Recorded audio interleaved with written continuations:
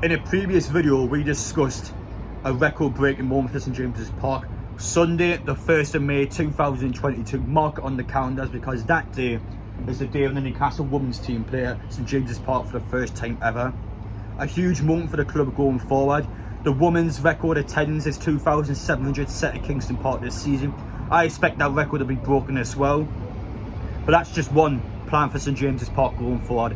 What about the expansion? What about the stadium extending its capacity? How did the new owners do that? We already know from the new owners because the Athletic interview, they came out and said that they were not moving St James's Park. Newcastle is staying at St James's Park, which is again huge for fans.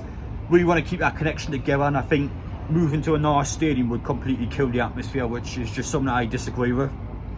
So this is huge, keeping the club. However though, they've got a lot of problems with expanding it. How do they do it? My personal opinion is that the owners believe they can expand the stadium, which is why they said that in the interview. But how do they do that? That's what I'm here to try and explain today. But anyway guys, as always, appreciate your support on the channel. Let me know your thoughts down below, and without further ado, let's get into it. There's already one way that St James's Park can increase its stadium capacity without even thinking of building onto any of the four stands, and that is safe standing. Now, it's been used at quite a few of the teams in the Premier League. In my personal opinion, I believe safe standing works quite well because it enhances the atmosphere and it kicks the fans on just a little bit more. We already know as well of war flags, brilliant work before the games. Getting all the flags in from the fan donations, getting them across the stadium as well. They're going up to level 7 next match for the first time ever as well. I believe war flags do a great job before the match of getting the fans going, as well as intimidating the opposition with all those flags. It really does kick the team on, I believe. However though, during those 90 minutes, how do we get the fans atmosphere going? I think the Brighton game itself is a great example. When a game is flat, the fans can be quite flat as well as the stadium. So I think safe stand is something that can improve that quite a bit. Especially in the Leeds' end, I think safe stand will do a really good job of getting chants going across the full stadium, just giving it a bit more oomph when the team isn't performing as well as it could be. But yeah, I'm not an architect, but I believe if we would have safe stand around the full stadium, we could potentially push the capacity up to about 55,000, I would say. So yeah, I think that'd be great to start to begin off with. I think we will definitely implement safe stand in it, at least the Leeds' end, but in terms of our areas in the stadium, I'm not too sure just yet. But anyway though, as I said before, the owners want 65,000. How do we get 10,000 more fans in? Heads up regarding the under-23s and the women's matches at St James's Park. A lot of people always ask me where do you actually enter for the games at St James's Park. It's always for the East Stand here, so you don't buy tickets online, you turn up on the day, you pay your money as you go through the gate there. The under-23 matches are free for season ticket holders. If not, it's £3 for adults. Now, I just want to say that there because the under-23s actually play against West Brom on Monday, 7 PM kickoff. That is a huge game. If Newcastle win that match, you've got a serious chance of reaching the playoffs. So make sure you turn up and support the team. But anyway, now let's talk about the listed buildings behind the East Stand and how this causes huge problems for trying to expand the stadium over here. So as you can see behind me at the East Stand, we have got listed buildings. That is a huge no. We cannot get rid of that building. So we can't expand the stadium out further because there are several laws surrounding the building that's protected by the council. We already know, because of a law, the actual sunlight itself, if a building is older than 20 years old, it has a right to keep the natural daylight that it gets. So we can't build the stadium higher as a result.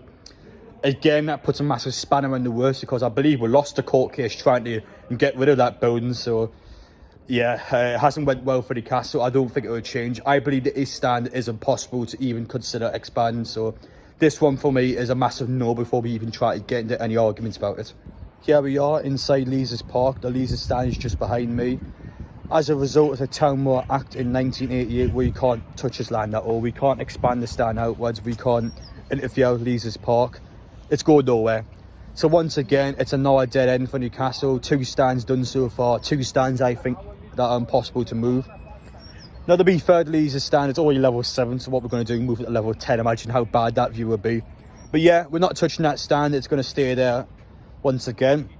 So yeah, 2 more stands left. What can we do with those 2 stands? Another thing as well, as you can see, it's quite a nice sunny day, and as a result, a lot of people came out to enjoy themselves at Leeds Park. I think as well as we were somehow to build onto Leeds Park, I think it would really upset the local community, which is something that Amanda Staveley completely stands against.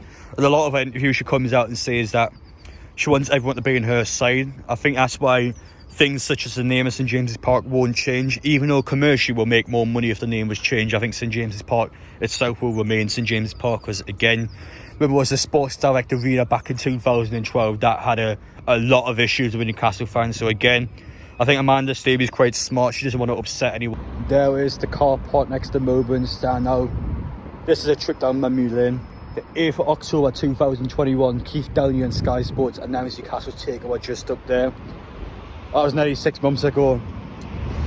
Time flies, doesn't it? But yeah, I just want to quickly remind you all there that we are the richest team in world football. So here we are outside the Melbourne stand. Do I even need to explain what the problems are here? As you can see, there's a lot of student accommodation here. There's a couple of huge roads there for the city itself. We just can't push out in this land. We haven't got the land here to build on. There's a lot of infrastructure behind me. 3 stands done, 3 no's. I don't think it's possible to extend on the Melbourne stand. So there's only 1 stand left, the Gallowgate. Is it possible to extend on the Gallowgate? Heads up regarding Adam Shearer's statue. It will get moved to that spot there, exactly where my finger's pointing to. It's just on the road next to the Melbourne stand. It's just kind of dumped next to a road, to be honest. So I think the fact it's going to be next to the Boy Robson statue now. Here we are behind the Gallowgate now. As you can see behind me, there was a lot of construction going underway. We've got a lot of problems with the Gallowgate stand, which we're going to talk about first. Might actually sort the land behind us. We do not own that land anymore.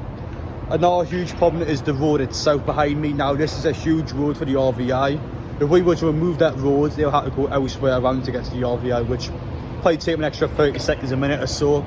Doesn't sound like much, but that could be a difference between life and death. So again, that's quite important, that road. As well as that though, the Strawberry pub is down there, and as you can see behind me, extremely controversial part for the city. There's a lot more student accommodation being built now. And right next to the metro line there's a lot of construction underway, so in order for us to expand the Gallowgate, we had to get rid of the road behind us, as well as obviously sort out all that business. Another huge problem to expand the Gallowgate end is that there's a metro line directly underneath the road. So if we were to somehow be able to build onto the road, we've got to deal with these problems underneath now. Can this land even hold a stadium top of it? What powering issues we've got trying to get into it? I know Eddie from Tyneside Life has talked about that in more depth. That's something that the owners need to take into consideration if they are able to get past all the problems we've already identified. Finally, I want to talk about the structure of the stadium itself. So quite a few Newcastle fans have thought of ways on how to manipulate the pitch in order to have a higher attendance inside St James's Park, actually expand the stadium outwards. The first things fans suggest was digging down into the ground. So it's a bit like the new camp, for example. So the pitch at St James's Park will be below the earth's surface.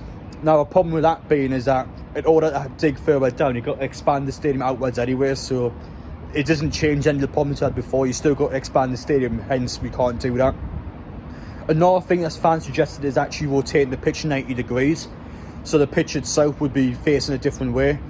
Now, personally, it probably is possible, but you've got to do all sorts to figure that out. I mean, one problem is, where would the team play in the meantime when you're actually taking years to try and change the trajectory of the pitch? So we've got to focus about that.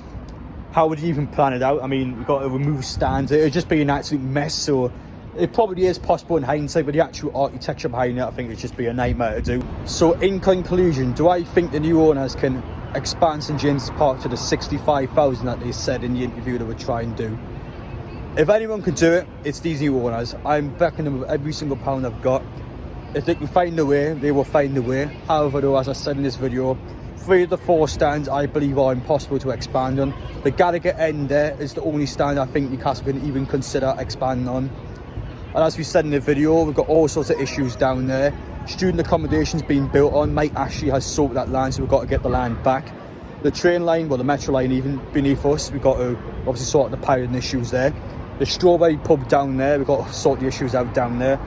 The roads here, we've got to get the road out somewhere so the ambulances can go past the RVI. We've got all sorts we need to sort out. There's a serious amount of planning that would need to be taken under consideration, as I've already said. But that's a problem later down the line. For now though, the owner's problem is the pitch for next season, the players themselves, getting the team to go for those incredible milestones and targets they want to achieve. Shearer's bar, as you said, is just reopened there, but again, Shearer's statue itself is going to get moved just down there next to Bobby Robson's statue, so that's another thing we need to focus on. The training ground itself is so outdated, we need to get a new training ground. This wasn't a video I particularly wanted to do. There's all sorts got to talk about. It's so messy, you've got to take a lot of things into account. But yeah, I'm going to relax now. Shiraz bars behind me. 2-for-1 cocktails and a frame. Making myself a couple of pina coladas to celebrate the milestone, I guess. But anyway, guys, I hope you guys enjoyed watching. As I said, hope you take away something from the video. Hope you learn a bit more about the stadium. Hopefully, do some own research yourself. I encourage you to do your own research. Don't take everything I say. Always go out there and try and learn stuff yourself. But yeah, hope you guys enjoy watching. Take care, and I'll see you on the next one.